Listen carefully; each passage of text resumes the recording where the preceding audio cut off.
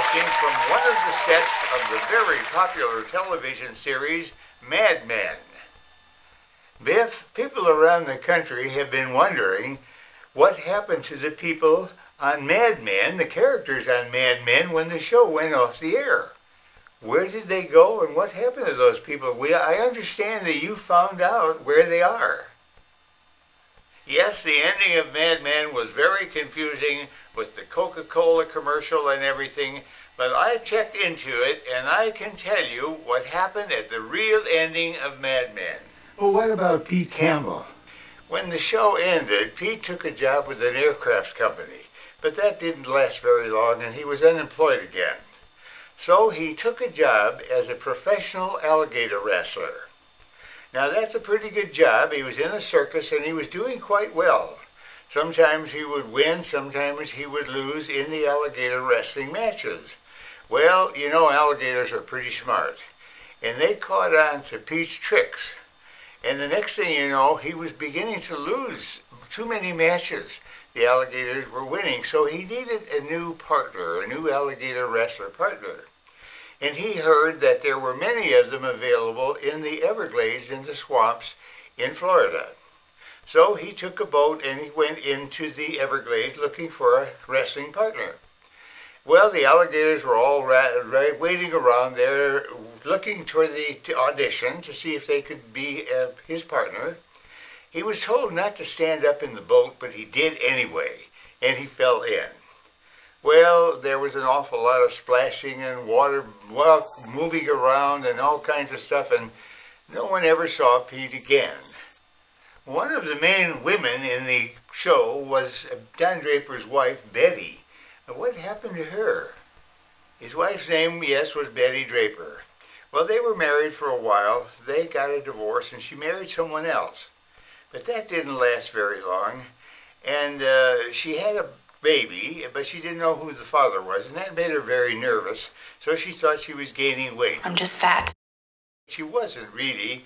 She was sort of a victim of anorexia, I guess. Well, she ended up in an institution for the criminally insane. Toward the end of the show, they didn't say much about Roger Sterling. He was one of the owners of Sterling Cooper, the agency that was the principal agency in this show. What happened to him? Roger Sterling. Well, Roger Sterling also, he had marital troubles also. He divorced his wife, as you know, and he married a young woman, but that didn't last very long either. And he began a succession of marrying young women. They seemed to be younger each time, and it was too much for him.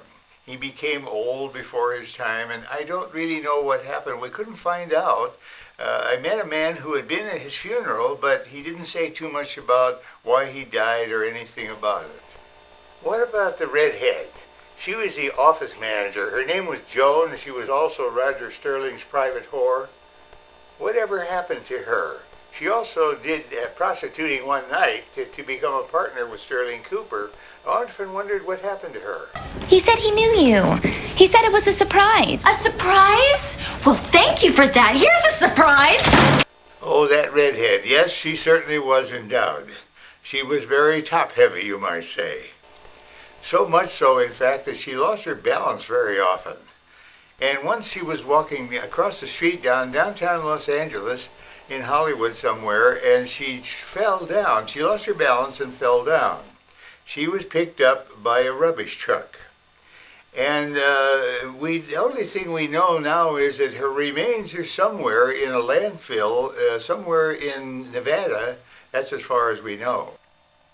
Another character they didn't say too much about toward the end, except that she did stay with McCann Erickson, the company that bought Sterling Cooper, but they didn't say what she was doing except that she was still there, Peggy. Peggy started out at the agency as a secretary, and she worked her way up to be a copywriter. Here's your basket of kisses. I don't understand. They want me to write something? My Belle Jolie copy. They loved it.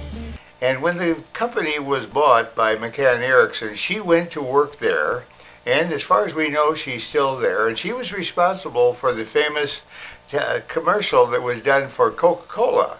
had all these people singing about I want the world to sing or I want the world to be happy or something like that. She was responsible for that, and she did quite well. Megan was Don Draper's second wife. She's much younger than he was. How did that turn out? Toward the end, they didn't say much about her either.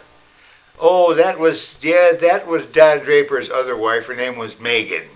Well, they kind of didn't get along too well together to where there's too much of an age difference. He was, I don't know, 45 and she was about 25 maybe, something like that. So she went to Hollywood, and that sort of split up their relationship.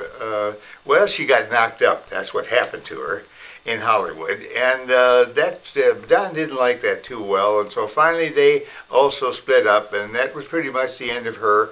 As far as we know, she is living now on the beach somewhere in California with her young son, living on the beach on different things that they pick up, money and different things they pick up along the beach that tourists and so forth lay there, lose there when they are on the beach.